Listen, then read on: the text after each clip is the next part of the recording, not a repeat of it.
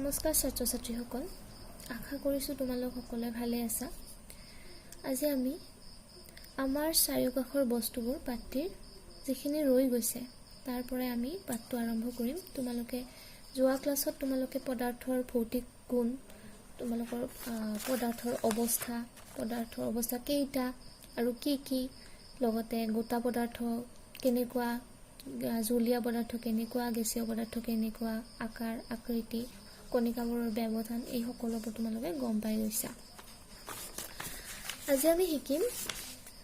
পদাৰ্থৰ অৱস্থাৰ পৰিৱৰ্তন হয় নে নহয়। তাৰ আগতে ক'ব খুজিছোঁ, এই অনুশীলনী নহয়, প্ৰশ্নাৱলীৰ যিখিনি প্ৰশ্ন আছে তোমালোকে নিশ্চয় লিখিছা, আৰু যোনে লিখা নাই ধুনীয়াকৈ লিখি ল'বা। ক্লাছত হৈ গৈছে, এইখিনি লিখি পেলাই মুখস্থ কৰিবা। তো আমাক কি কৈছে, পদাৰ্থৰ অৱস্থাৰ পৰিৱৰ্তন হয় নে নহয়। পদাৰ্থৰ অৱস্থা পৰিৱৰ্তন নিশ্চয় হয়। যদি গোটা আছিলে কি হয়, জুলীয়া হ'ব। জুলীয়া আছিলে যদি কেতিয়াবা চেঁচা হৈ পেলাই গোট মাৰিব। তো তেনেকুৱাকৈ পদাৰ্থৰ অৱস্থাৰ পৰিৱৰ্তন হৈয়ে থাকে। এতিয়া আমাক কৈছে যে পদাৰ্থৰ পৰিৱৰ্তন হয়, কিন্তু কেনেকৈ হয়। আমাক ইয়াকে ক'ব বিচাৰিছে। এইটো আমাক কাৰ্যকলাপ দিছে,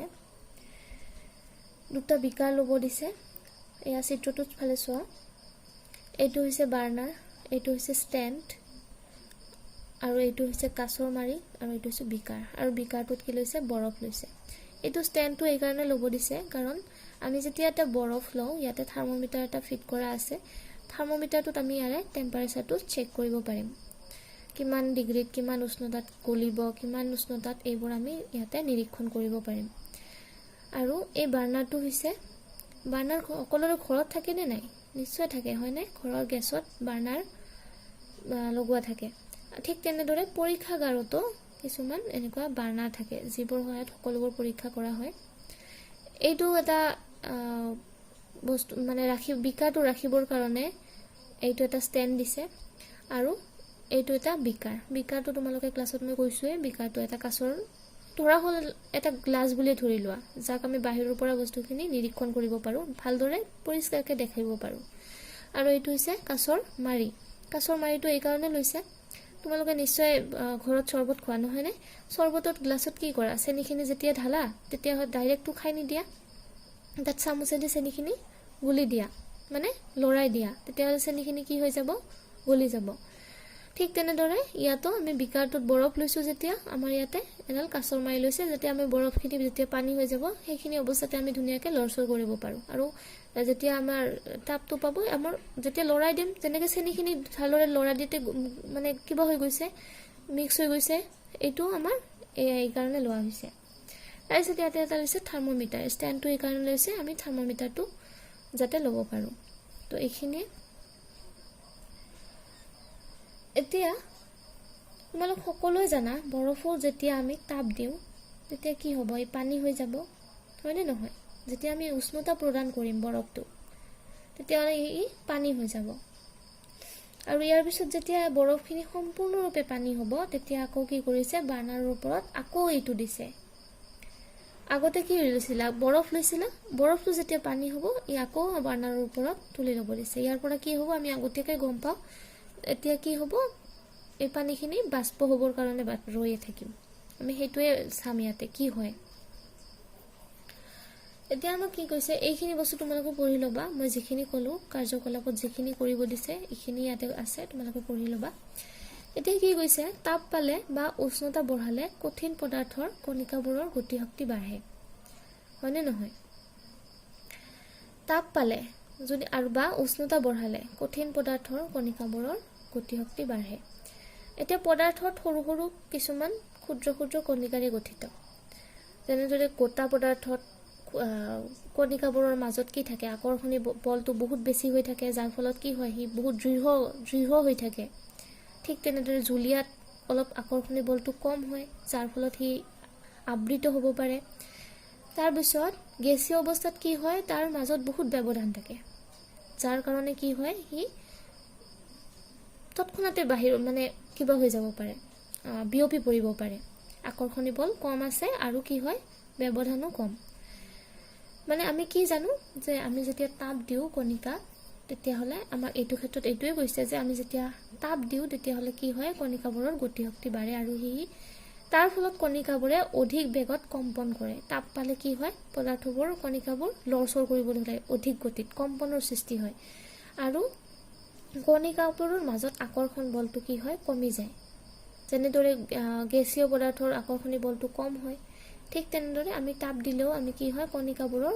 গোটা পদাৰ্থৰ ক্ষেত্ৰতো কণিকাবোৰৰ আকৰ্ষণ বলটো অলপ অলপ কমি যাব ধৰে আৰু হি নিজৰ স্থানটো ত্যাগ কৰি পেলাই হি কি হয় মুক্তভাৱে বিচৰণ কৰিব পাৰে মুক্ত গতিত হি গতি কৰি থাকিব পাৰে শেষত কি অৱস্থা পায় হি কঠিনৰ পৰা হৈ কি হয় জুলীয়া অৱস্থা হৈ গৈ এতিয়া এইটো এটা তোমালোকক এটা ডেফিনিশ্যন দিছে এই ডেফিনিশ্যনটো তোমালোকে মুখস্থ কৰিব লাগিব পৰীক্ষাত আহিব পাৰে চোৱা এক বায়ুমণ্ডলীয় চাপত যি উষ্ণতাত কঠিন পদাৰ্থ গলি গৈ জুলীয়া অৱস্থা প্ৰাপ্ত হয় সেই উষ্ণতাক পদাৰ্থটোৰ গলনাংক বোলে অৰ্থাৎ আমি কি কৰিছো বৰফটো গলাইছো তাপ দি পেলাই সেই তাপ দি পেলাই যিখিনি গলাইছো অৰ্থাৎ আমি সাধাৰণ অৰ্থত যদি আমি ক'ব যাওঁ গলনাংক যি উষ্ণতাত কোনো বস্তু গলিব ধৰে সেইটো হল ইয়াৰ কি হয় গলনাংক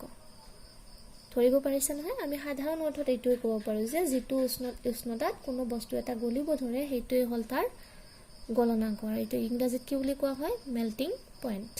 এতিয়া বৰফৰ গলনাংকনো কিমান এইটো পৰীক্ষাত সুধিব পাৰে ভালদৰে মনত ৰাখিবা এইটো বৰফৰ গলনাংক হৈছে 273.16 কেলভিন কেলভিনটো এইটো হৈছে উষ্ণতাৰ একক দুটা কেলভিন আৰু সেলসিয়াস মনত ৰাখিবা ইয়াত তলত দিয়াই আছে উষ্ণতাৰ এসআই একক হৈছে কেলভিন আৰু ইয়াক কি হৈছে 0 ডিগ্ৰী সেলসিয়াস ইকুৱেল কিমান হয় 273.16 কেলভিন আৰু সুবিধাৰ হেতুৱে কি কৰিছে এইটো এনেকে লিখে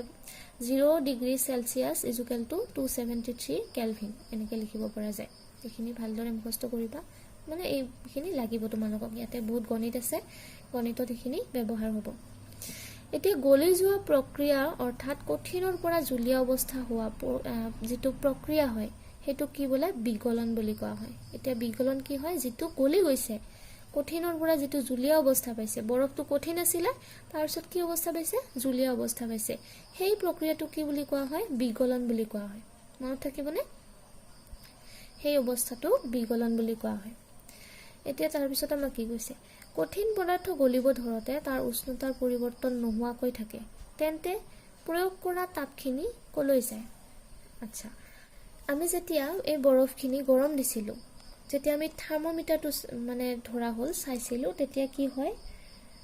থাৰ্মোমিটাৰটোৰ উষ্ণতাৰ কোনো পৰিৱৰ্তন হোৱা নাছিল যেটো বৰফ যেনেকুৱা আছিল বৰফটো ষ্টাৰ্টিংত যেটো উষ্ণতা আছিল সেইটোৱে থাকিব এই হোৱাৰ ইটো যেটো হৈছে এই যে উষ্ণতা যে একো পৰিৱৰ্তন হোৱা নাই কিয় হোৱা নাই বাৰু কিয় হোৱা নাই কাৰণ যিখিনি আমি গৰম কৰোতে উষ্ণতা দিলো সেইখিনি কি হল বৰফৰ কণিকাবোৰৰ যেটো আকৰ্ষণ বল আছিল সেইটো ভাঙিবৰ কাৰণে ব্যৱহাৰ হৈছে যাৰ ফলত কি হৈছে তাত উষ্ণতাৰ কোনো পৰিৱৰ্তন হোৱা নাই এতিয়া যাৰ ফলত বৰফখিনি কি হৈছে পানী হল কিন্তু উষ্ণতাৰ কি হল বৃদ্ধি নহল বুজি পাইছা মানে সেই যিখিনি উষ্ণতা আমি এই যিখিনি তাপ দিছিলো বৰফক সেইখিনি কি কোড ব্যৱহাৰ হল সেই মাজত যিবোৰ বৰফৰ কণিকাৰ মাজত যিবোৰ আকৰ্ষণী বল আছিল কণিকাবোৰৰ মাজত যিবোৰ আকৰ্ষণী বল আছিল সেই বলটো ভাঙিবৰ কাৰণে আমি যিখিনি তাপ দিছিলো সেই ইয়াতে ব্যৱহাৰ হৈ গৈছে মানে ইয়াতে খৰচ হৈ গৈছে বুজি পাইছা নহয় আৰু সেইটো কি হল কঠিন পদাৰ্থ গলিব ধৰতে তাৰ উষ্ণতাৰ পৰিৱৰ্তন নোহোৱাকৈ থাকে তেন্তে প্ৰয়োগ কৰা তাপখিনি কলৈ গল বাৰু আচ্ছা আমি এবাৰ চাও ওপৰৰ বৰফ গলোৱা পৰীক্ষাটোৰ তোমালোকে নিশ্চয় মন কৰিছে যে গলিবলৈ আৰম্ভ কৰাৰ লগে লগে গলনাংক 0 ডিগ্ৰী সেলসিয়াস মানে বৰফ যেতিয়া থাকে বৰফৰ উষ্ণতা কি আছিল তেতিয়া 0 ডিগ্ৰী সেলসিয়াসে আছিল পোৱাৰ পিছত গোটেই বৰফৰ টুকুৰাটো গলি শেষ নোহোৱালৈকে উষ্ণতাৰ কোনো পৰিৱৰ্তন হোৱা নাই হয়নে নহয় হোৱা নাই বিকাৰটো গৰম কৰি থাকিলেও অৰ্থাৎ তাপ প্ৰয়োগ কৰি থকা সত্ত্বেও উষ্ণতা বৃদ্ধি নহল এতিয়া বৰফৰ কণিকাবোৰৰ মাজত আকৰ্ষণ বল অতিক্ৰম কৰি অৱস্থাৰ পৰিৱৰ্তন ঘটাবলৈ এই বল কি হৈছে প্ৰয়োগ কৰা তাপ শক্তি ব্যৱহাৰ হৈছে মই ক'লো নহয় আগতে যিখিনি তাপ লাগিছিলে ইয়াতে সেইখিনি সেই আকৰ্ষণী বলবোৰ ভাঙিবৰ কাৰণে ব্যৱহাৰ হৈছে যেহেতু বিকাৰৰ পানীৰ উষ্ণতা বৃদ্ধি নোহোৱাকৈ এই তাপ শক্তি বৰফে শোষণ কৰে যাৰ ফলত কি হয় আমি সেই উষ্ণতাটো এই থাৰ্মোমিটাৰত দেখা নাপাওঁ সেইটো কি কৰি লয় বৰফে শোষণ কৰি লৈছে ইয়াতে লৈছে পানী হ'বৰ কাৰণে আৰু এই তাপ শক্তি বৰফে শোষণ কৰে আৰু ইয়াৰ বিকাৰত থকা বৰফ আৰু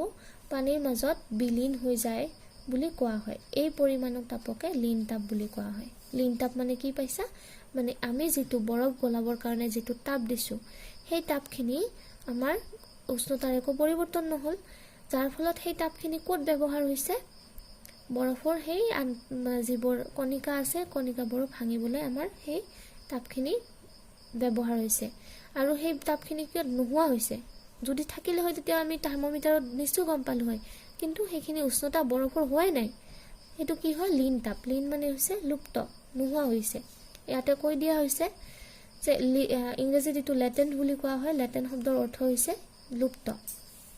এতিয়া এটো লীন তাপটোকে অলপমান ভালকে ডেফিনিশ্যন দিছে তোমালোকে এইটো লিখিলে হ'ব আৰু ইয়াৰ পিছত এইটো আছে গতিকে 0 ডিগ্ৰী সেলসিয়াস উষ্ণতাত 273 বৰফৰ কণিকাবোৰৰ তুলনাত পানীৰ কণিকাবোৰৰ নিহিত শক্তিৰ পৰিমাণ কি হয় অধিক হয় মানে বৰফৰ যেটো আমাৰ শক্তি আছিল এটোটো ব্যৱহাৰ হৈছে আৰু হেতু আমি কি বুলি জানিলো লীন তাপ বুলি জানিলো এতিয়া আমাৰ যেটো বৰফৰ পিছত যেতিয়া আমাৰ পিছৰ নেক্সট স্টেপটো হ'ল আমাৰ পানীত যেতিয়া হেতু কি হয় গৰম হৈ আছিল পানী উতলিবলৈ কিমান ডিগ্ৰী সেলসিয়াস লাগে নিশ্চয় জানা 100 ডিগ্ৰী সেলসিয়াস লাগে এতিয়া আমাক কি কৈছে বৰফৰ কণিকাবোৰৰ তুলনাত এই যিবোৰ বৰফৰ কণিকাবোৰৰ যেটো শক্তি আছিল যিবোৰ কণিকাবোৰৰ মাজত যেটো শক্তি আছিল এইটোৰ তুলনাত পানীৰ যিবোৰ কণিকাৰ হয় হেতুৰ শক্তি ইয়াতকৈ বেছি হয় মানে বৰফতকৈ বেছি হয় বুজি পাইছা যেতিয়া আমি পানী গৰম কৰো তেতিয়া কণিকাবোৰ খৰকৈ গতি কৰিবলৈ আৰম্ভ কৰে আৰু নিৰ্দিষ্ট উষ্ণতাত এনে এক অৱস্থা পাই গৈ যে কণিকাবোৰে হিহতৰ মাজত থকা আকৰ্ষণ বল ভাঙি মুক্ত হ'ব পাৰে আমি আগৰ পৰীক্ষাটোত কি পাইছিলো যে বৰফখিনি আমি কি কৰিছো প্ৰথমে গৰম কৰিছো তেতিয়া বৰফৰ মাজত কণিকাবোৰৰ আকৰ্ষণ বলটো কি হয় কমি যায় আৰু কি হয় মুক্তভাৱে গতি কৰিবলৈ ধৰে ঠিক তেনেদৰে পিছতো কি হৈছে পানীৰ কণিকাবোৰৰ মাজত কি হৈছে কণিকাবোৰ খৰকে গতি কৰিবলৈ ধৰিছে আৰু এনে এটা অৱস্থা পাই গৈ কি হয় আকৰ্ষণী বলটো একেবাৰে মুক্ত হৈ গেছীয় অৱস্থালৈ পৰিৱৰ্তিত হয়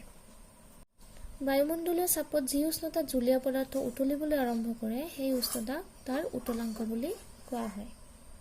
মানে মুঠতে যি উষ্ণতাত কোনো বস্তু এটা কি হ'ব উতলিব ধৰে সেইটোক আমি কি বুলি ক'ব পাৰো উতলাংক আৰু আমি আগতে কি পাইছিলো যি উষ্ণতাত কোনো বস্তু এটা গলিব ধৰে তেতিয়া সেই উষ্ণতাটো সেইটোক কি বুলি কোৱা হয় গলনাংক এতিয়া আমি কি পালো লীন তাপ পালো বিগলন পালো তাৰ পিছত উতলাংক গলনাংক এইবোৰ সকলো তোমালোকে বুজি পালা নিশ্চয় এতিয়া উতলন কি উতলন হ'ল কোনো এক নিৰ্দিষ্ট পদাৰ্থৰ ভিতৰত হোৱা সামূহিক কি হয় পৰিঘটনা এতিয়া পানীৰ কণিকাবোৰৰ প্ৰয়োজনীয় শক্তি লাভ কৰি এতিয়া আমি প্ৰয়োজনীয় উষ্ণতা দিছো তাতে কি হয় বাষ্প আকাৰে উৰি গৈছে আৰু পানীৰ বাবে এই উষ্ণতা হ'ল এইটো দিছে পানীৰ বাবে এইটো কি উষ্ণতাটো কি মান হ'ল 373 কেলভিন অৰ্থাৎ কি হৈছে 100 ডিগ্ৰী সেলসিয়াস ইকুৱেল টু ইয়াৰ লগত 273 প্লাস কৰি পেলাই এইটো যেটো আমাৰ আছিল প্লাস কৰি পেলাই কিমান হৈছে 100 ডিগ্ৰী হৈছে মানে আমাৰ বৰফৰ গলনাংক কিমান আছিল 273 প্লাস 100 ইমান হ'ল 373 কেলভিন এটা বাষ্পীভৱন লীন তাপৰ সূত্ৰ আমি দিব পাৰোনে নিশ্চয় পাৰো বাষ্পীভৱন আৰু লীন তাপটো আমি পালোৱে আৰু বিগলন লীন তাপৰ সূত্ৰৰ আধাৰত দিব পাৰিবা এতিয়া কি হৈছে 373 কেলভিন অৰ্থাৎ 100 ডিগ্ৰী সেলসিয়াস উষ্ণতাত জলীয় বাষ্পৰ কণিকাবোৰৰ শক্তি একে উষ্ণতাত থকা পানীৰ কণিকাবোৰৰ শক্তিতকৈ বেছি হয় কিয়নো জলীয় বাষ্পৰ কণিকাবোৰ অতিৰিক্ত লীন তাপ ধৰি ৰাখে এতিয়া লীন তাপ মানে আমি কি পাইছিলো যে আমি যেতিয়া এইটো গৰম দিছো বৰফ আমি যেতিয়া গৰম দিছো যেতিয়ালৈকে এই পানী হৈ না যায় তেতিয়ালৈকে কি হয় উষ্ণতাৰ কোনো হাল হলনি নহয় বিকাৰটো গৰম হ'ব কিন্তু ইয়াৰে কি হ'ব বৰফৰ কোনো উষ্ণতাৰ হাল হলনি নোহোৱাকৈ থাকিব আৰু সেই তাপখিনি ক'ত ব্যৱহাৰ হ'ব এই বৰফৰ যিবোৰ কণিকাবোৰ আছিলে কণিকাবোৰৰ মাজত আকৰ্ষণৰ বল যিটো আছিলে সেই বলটো ভাঙিবলৈ এইটো প্ৰয়োগ হ'ব আৰু সেইটো কি বুলি কোৱা হৈছিল লিন তাপ বুলি কোৱা হৈছিল আৰু এইটো কি কৈছে কণিকাবোৰৰ শক্তিতকৈ এইটো বেছি হয় কিয়নো জলীয় বাষ্পৰ কণিকাবোৰৰ অতিৰিক্ত লিন তাপ ধৰি ৰাখে এতিয়া আমাৰ যদি এই পানীখিনি যদি আমাৰ হাতত লাগে তেতিয়াহ'লে গৰম বেছি ফিল কৰিবানে এই বাষ্পটো হাতত লাগিলে গৰম বেছি ফিল কৰিবা নিশ্চয় বাষ্পটো আমাৰ যেতিয়া পানী উতলে তেতিয়াহ'লে আমাৰ যেটো বাষ্প থাকে সেই বাষ্পটো হাতত লাগিলে আমাৰ হাত দুখন বেছিকৈ পৰিব ধৰে কিয়নো সেই বাষ্পৰ যেটো কণিকা থাকে সেই তাতে আমাৰ বেছি শক্তি নিহিত হৈ থাকে তাৰ কাৰণে আমাৰ কি হয় সেই কাৰণে এইটো কৈছে যে জলীয় বাষ্পৰ কণিকাবোৰৰ শক্তি কি হয় কণিকাবোৰৰ শক্তিতকৈ বেছি হয় পানীৰ বেছিলে কণিকাবোৰৰ শক্তিতকৈ বেছি হয়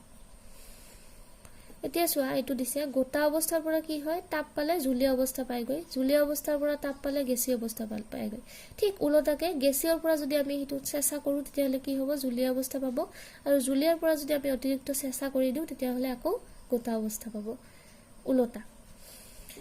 গতিকে আমি ইয়াৰ পৰা কি পাব সিদ্ধান্ত ল'ব পাৰো যে উষ্ণতাৰ তাৰতম্য ঘটাই পদাৰ্থৰ অৱস্থাৰ কি হয় পৰিৱৰ্তন কৰিব পাৰি আমাৰ চাৰিওকাষৰ পদাৰ্থবোৰ তাপ প্ৰয়োগ কৰিলে কঠিনৰ পৰা কি হয় জুলীয়া হয় জুলীয়াৰ পৰা গেছীয় হয় আৰু এই অৱস্থালৈ পৰিৱৰ্তিত হয় কিন্তু এনে কিছুমান পদাৰ্থ আছে যিবিলাকে কি হয় কঠিনৰ পৰা পোনে পোনে কি হয় গেছীয় অৱস্থালৈ আৰু গেছীয়ৰ পৰা কি হয় কঠিন অৱস্থালৈ ৰূপান্তৰ হ'ব পাৰে মানে কি হৈছে এই গোটা পদাৰ্থ এটা আছে না এই ডাইৰেক্ট গেছীয় অৱস্থা পায় আৰু গেছীয়ৰ পৰা কি হ'ব পাৰে গোটা হ'ব পাৰে তেনেকুৱাও আমাৰ কিছুমান পদাৰ্থ আছে আমি ইয়াৰ ক্ষেত্ৰত আমি কি লৈছিলো বৰফ লৈছিলো গোটা পদাৰ্থ গোটাৰ পৰা কি হৈছিল জুলীয়া হৈছিল তাপ প্ৰয়োগ কৰি পেলাই জুলীয়া হৈ গৈছিল জুলীয়াৰ পৰা আমাৰ কি হৈছিল বাষ্প হৈছিল গেছীয় অৱস্থালৈ ৰূপান্তৰ হৈছিল এতিয়া আমি এনেকুৱা কিছুমান বস্তু পাম যেটো গোটাৰ পৰা জুলীয়া নোহোৱাকৈ গেছীয় অৱস্থা পায়গৈ এটো ক্ষেত্ৰত কি হ'ব ইহতে জুলীয়া অৱস্থাৰ মাজেৰে পাৰ হৈ নোযোৱাকৈ কি হয় হেয়া মানে মাজত এটা বাদ দি বেলে হি গোটাৰ পৰা কি হ'ব গেছীয় হৈ যাব গেছীয়ৰ পৰা গোটা হ'ব পাৰে এটো আমাৰ কাৰ্যকলাপ দিছে এটো কি দিছে এটা কৰ্পূৰ বা এমোনিয়াম ক্লোৰাইড লৈ কি হৈছে গুৰি কৰা আৰু চিনামাটিৰ সৰু পাত্ৰ এটাত ল'ব দিছে এই যেটো এমোনিয়াম ক্লোৰাইডটো আমাক এখন চিনামাটিৰ পাত্ৰত ল'ব দিছে থালখনৰ কাচৰ চুপি এটাত ওলটাকৈ ৰাখিব দিছে এইটো এটা কাচৰ চুপি হয় আমাৰ যেনেকুৱাকৈ চুপি থাকে নহয় ঘৰত প্লাষ্টিকৰ এইটো এটা কাচৰ চুপি হয় ওলটাকৈ ৰাখিব দিছে এই থালখনত এখন আমি কিহৰ থাল লৈছো চিনামাটি আৰু তলত এইটো দেখা পাইছা বাৰ্নাৰটো জ্বলি আছে এতিয়া চুপিৰ দীঘল নলীৰ মূৰটো কপাহৰ সহায়ত বন্ধ কৰিব দিছে এইটোটো চুপিৰ তলফালে এইটো এটা মূৰ থাকে নহয় এইটো আমাক বন্ধ কৰিব দিছে কপাহেৰে এতিয়া এইখিনি চিনামাটিৰ প্লেট হয় এইটো চিনামাটি আছে এইটো প্লেট হয় চিনামাটি আৰু ইয়াতে কি আছে এমোনিয়াম ক্লোৰাইড আছে আৰু আমি ইয়াতে তাপ দিছো এতিয়া লাহে লাহে কি হ'ব গৰম কৰিবলৈ দিছে এই গৰম কৰিব দিছে আৰু আমাক লক্ষ্য কৰিব দিছে কি হয় এতিয়া তাপৰ প্ৰভাৱত জুলীয়া অৱস্থা প্ৰাপ্ত নোহোৱাকৈ কঠিন পদাৰ্থৰ পৰা পোনে পোনে গেছীয় অৱস্থালৈ হোৱা ৰূপান্তৰ বা গেছীয়ৰ পৰা কঠিন হোৱা প্ৰক্ৰিয়াক ঊৰ্ধ্বপাতন বুলি কোৱা হয় এই যে এমোনিয়াম ক্লোৰাইড খিনি তাপ দিয়াৰ লগে লগে কি হৈছে গেছীয় হৈছে এমোনিয়াম ক্লোৰাইডটো আসলতে কি আছিল গোটা হৈ আছিল তাপ দিয়াৰ লগে লগে এই কি হৈ গৈছে গেছীয় হৈ গৈছে আৰু এই যেটো প্ৰক্ৰিয়াকে হয় কি বুলি কোৱা হয় ঊৰ্ধ্বপাতন বুলি কোৱা হয় মনত থাকিবনে ঊৰ্ধ্বপাতন মনত ৰাখিবা এটো পৰীক্ষাত সুধিব পাৰে ঊৰ্ধ্বপাতন প্ৰক্ৰিয়া কাক বোলে এটো ইংলিশত কি বুলি কোৱা হয় সাবলিমেশন বুলি কোৱা হয় মনত ৰাখিবা এতিয়া আমি ইয়াৰ পিছৰখিনি পিছত আলোচনা কৰিম তোমালোকে এইখিনি ভালদৰে পঢ়িবা নমস্কাৰ